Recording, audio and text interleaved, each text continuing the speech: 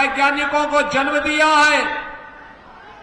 महान साहित्यकारों और क्रांतिकारियों की जन्मभूमि को कोटि कोटि नमन करते हुए आप सभी का मैं हृदय से अभिनंदन करता हूं, स्वागत करता हूं। बहनों और भाइयों, आज जब हम बंगाल में आते हैं तो मुझे देख करके अफसोस होता है। जिन महान क्रांतिकारियों ने भारत की आजादी के लिए बंगाल से संघनाद किया था, उनकी आत्मा दुखित होती होगी कि जिस सोनार बांग्ला की कल्पना की थी, कांग्रेस, कम्युनिस्ट और तृणमूल कांग्रेस ने उस बंगाल को कैसे लहूलुहान कर दिया है। मुझे आश्चर्य होता है, जो बंगाल भारत की संस्कृति, भारत की सभ्यता और भारत के संस्कार की भूमि थी, आज जो बंगाल लहूलुहान है, जो बंगाल, बहनों और भाइयों, जिस बंगाल ने महान आध्यात्मिक गुरुओं को और क्रांतिकारियों को जन्म दिया है, आज उस बंगाल में सत्ता परस्त भ्रष्टाचारी और माफिया यहां की जनता के लहू को चूसने का कार्य कर रहे हैं। जिस बंगाल ने संस्कारों के माध्यम से एक नई नव जागरण का संघनाद किया था, दुर्गा पूजा का अनुष्ठान हो या फिर भारत को राष्ट्रगान और राष्ट्रगीत देने वाली भूमि, आज उस भूमि पर रामनवमी के अवसर पर दंगे हो जाएं और दंगा करने वाले सत्ता का संरक्षण प्राप्त कर ले। जिस धरती ने जगत जननी मां भगवती दुर्गा के अनुष्ठान का संदेश दिया हो, उस धरती में संदेश खाली की घटनाएं घटित होकर के अपराधियों को सत्ता के द्वारा, राज्य की सत्ता के द्वारा खुलेआम बेशर्मी के साथ उन्हें प्रश्रय दिया जा रहा हो, यह देख करके मन दुखित होता है। और उन सभी महापुरुषों का, उन धर्मगुरुओं का, उन क्रांतिकारियों का हृदय भी दुखित होता होगा जिन्होंने सोनार बांग्ला की कल्पना की थी।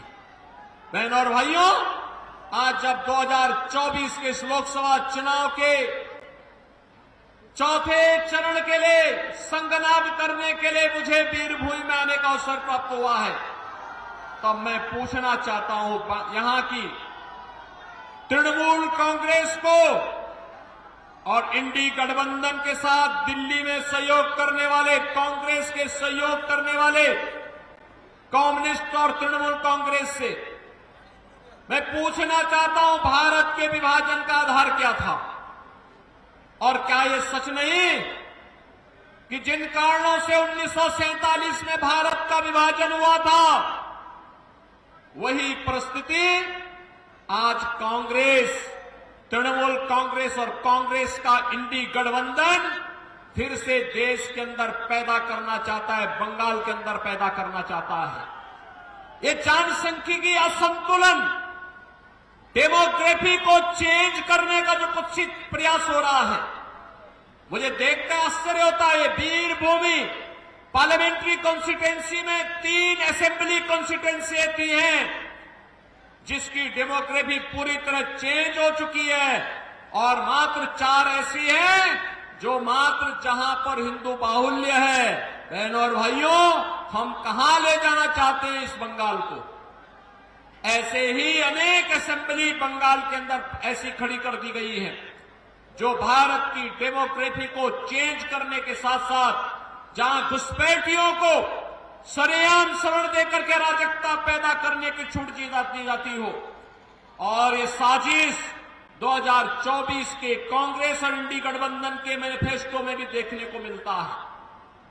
बहनों और भाइयों, यहां पर केंद्र की भारतीय जनता पार्टी की सरकार के द्वारा जो भी सहायता भेजी जाती है, वह सहायता यहां की जनता जनार्दन को नहीं मिलता है।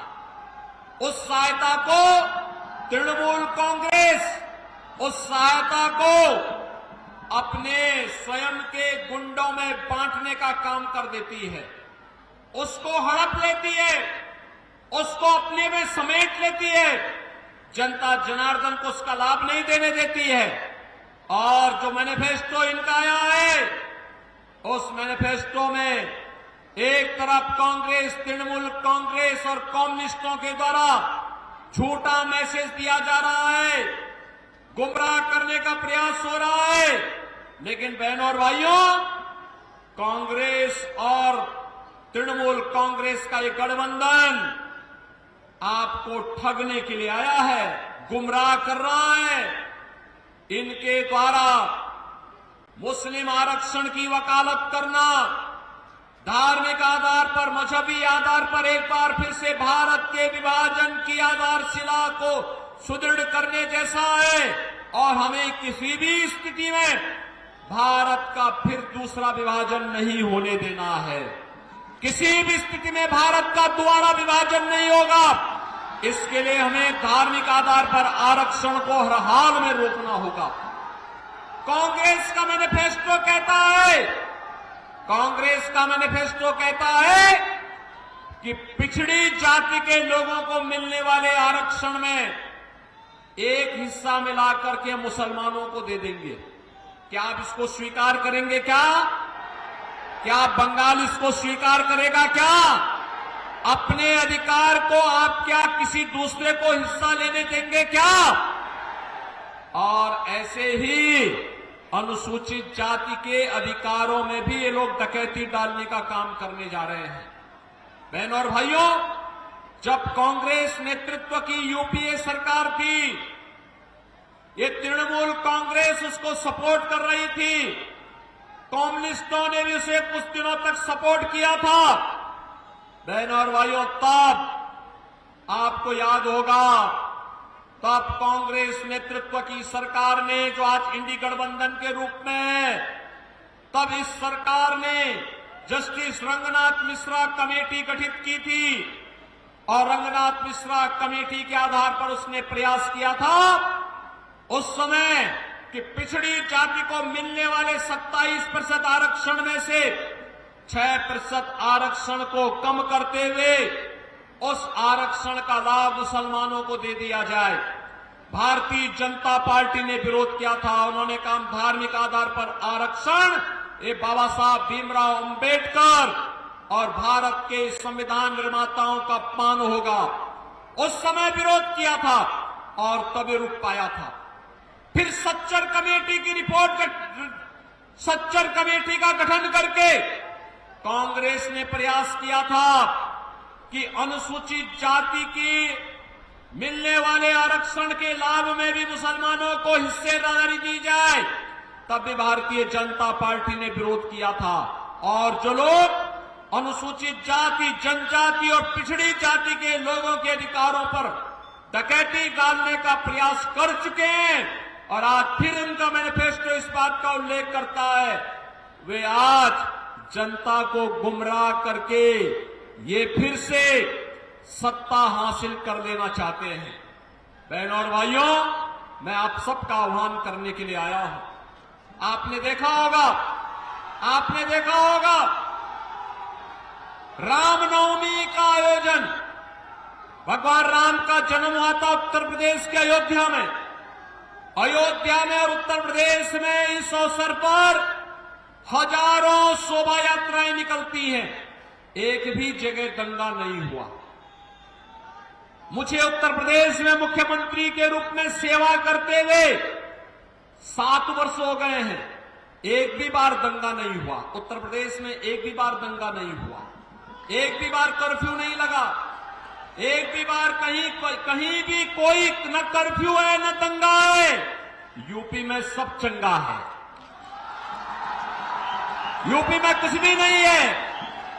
लेकिन बहनों और भाइयों, यहां रामनवमी के अवसर पर दंगे हुए, यहां बम चले हैं, दंगे हुए हैं, शोभा यात्राओं में तोड़फोड़ हुई है और कोई जय श्री राम बोलता है तो उसको यहां की सरकार गिरफ्तार करके बंद कर देती है। मुझे आश्चर्य होता है। अरे अरे 15वीं सदी में इसी धरती में एक महापुरुष पैदा हुए थे, एक संत कवि पैदा हुए थे, श्री कृतिवास ओझा। कृतिवास ओझा ने बांग्ला रामायण रची थी और बांग्ला रामायण ने इतनी धूम मचाई थी कि घर घर राम की उपासना होनी शुरू हो गई थी।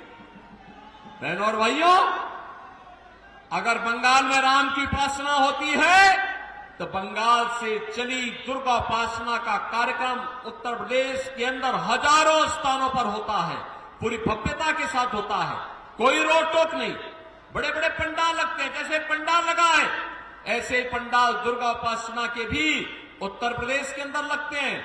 लेकिन कहीं कोई दंगा नहीं हो सकता, कहीं कोई कर्फ्यू नहीं लग सकता। और मालूम है कि अगर जैसे रामनवमी के अवसर पर बंगाल के अंदर दंगा करने का प्रयास हुआ था, दंगा हुआ था, शोभा यात्राओं में तोड़फोड़ हुई थी। बहनों और भाइयों, अगर ये दुस्साहस किसी ने उत्तर प्रदेश में किया होता तो हम उसको उल्टा टांग करके उसकी पूरी संपत्ति को सरकारी कब्जे में ले लिए होते,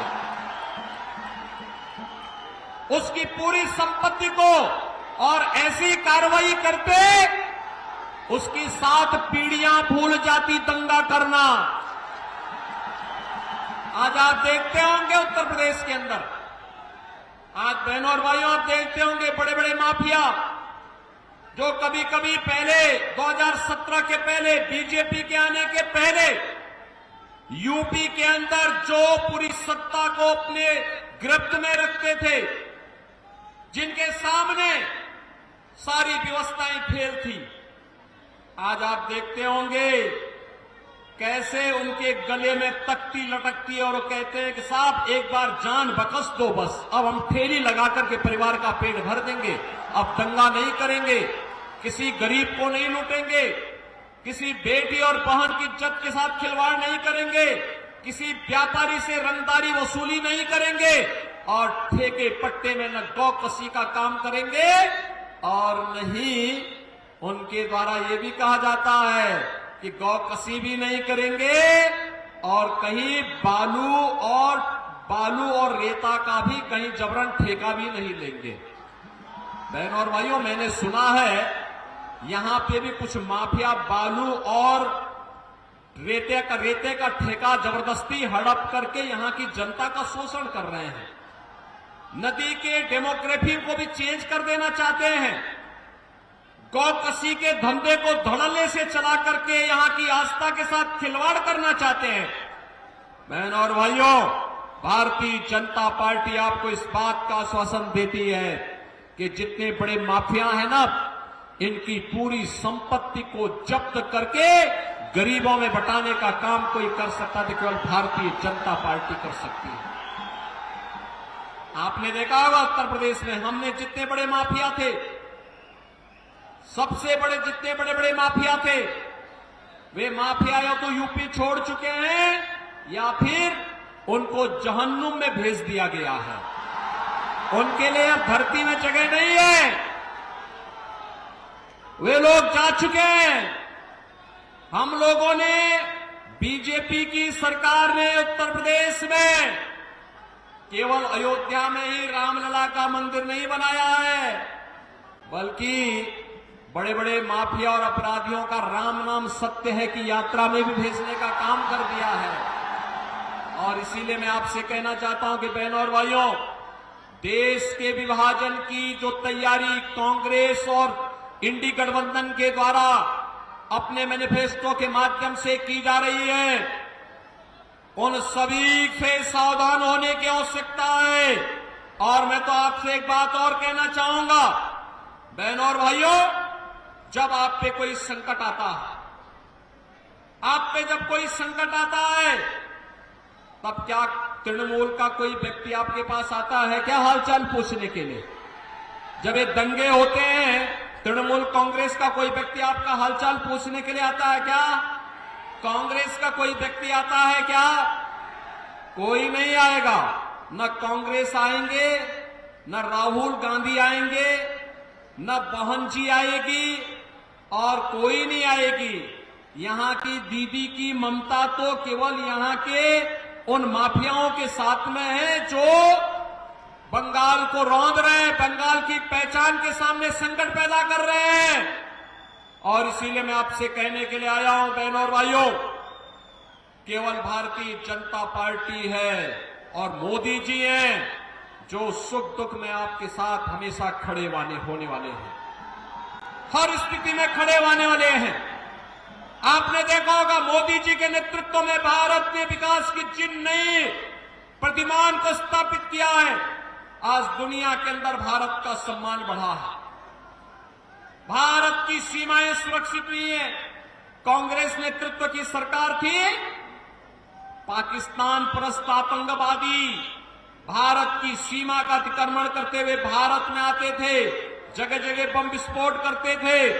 आज मोदी जी के नेतृत्व की सरकार में आप देखते होंगे अब तो आतंकवादी घटनाएं नहीं घटित होती, आतंकवाद और नक्सलवाद को तो नियंत्रित किया जा चुका है, लेकिन अगर कहीं पटाखा भी जोर से फूटता है तो सबसे पहले पाकिस्तान सफाई देता कि मेरा हाथ नहीं है, क्योंकि पाकिस्तान को मालूम है कि अगर कोई घटना गलती से भी हो जाए तो उसको लेने के देने पड़ जाएंगे, क्योंकि ये नया भारत है और मोदी जी के नेतृत्व में नया भारत किसी को छेड़ता नहीं है, लेकिन अगर कोई छेड़ता है तो फिर उसको छोड़ता भी नहीं है।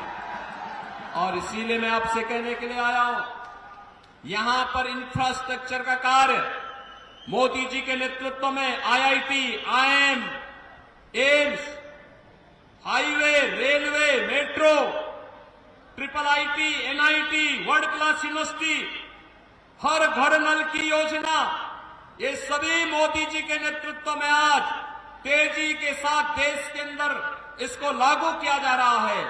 और बंगाल में तो तृणमूल कांग्रेस की सरकार मोदी जी की योजनाओं को जबरन रोकने का कार्य करती है, अन्यथा पूरे देश के अंदर 80 करोड़ लोगों को फ्री में राशन देने का काम पिछले 4 वर्ष से मोदी जी की सरकार कर रही है।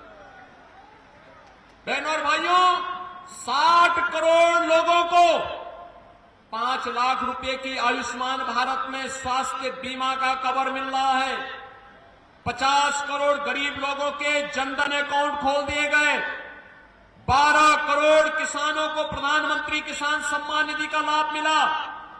12 करोड़ गरीबों के घर में शौचालय बन गए।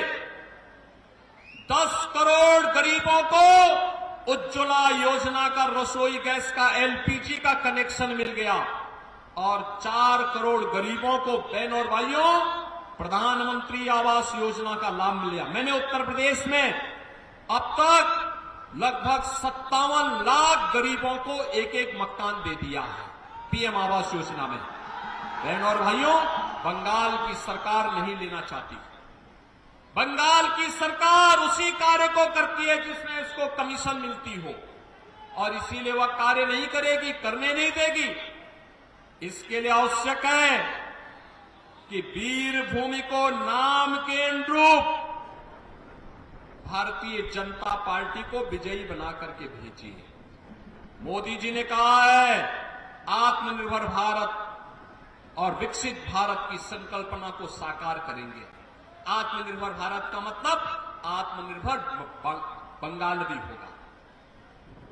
आत्मनिर्भर बंगाल का मतलब हर किसान, हर नौजवान, हर महिला, हर तबके का व्यक्ति, हर व्यापारी यह भी आत्मनिर्भर होगा।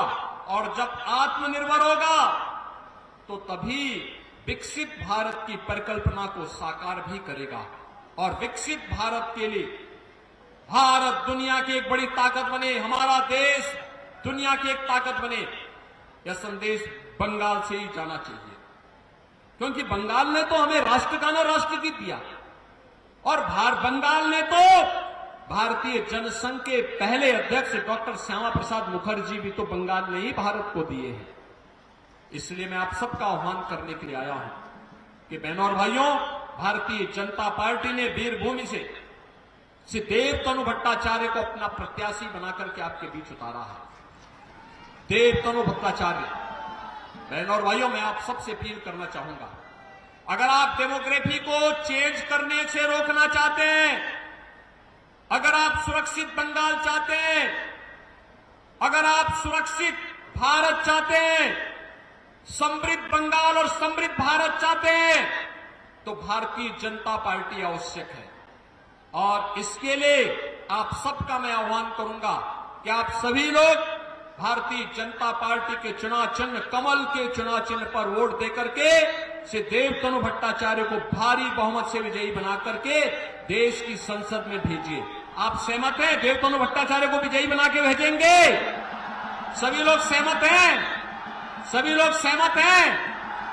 13 मई को यहां लोकसभा का इलेक्शन होना है और 13 मई को लोकसभा के इलेक्शन में देवतनु भट्टाचार्य को वीरभूमि जैसे लोकसभा क्षेत्र में बहनों और भाइयों डेमोक्रेसी चेंज से रोकने के लिए, सुरक्षा के लिए, गरीब कल्याणकारी योजनाओं के लिए उन्हें भारी बहुमत से विजयी बना के भेजना है। बना के भेजेंगे? सभी लोग सहमत हैं?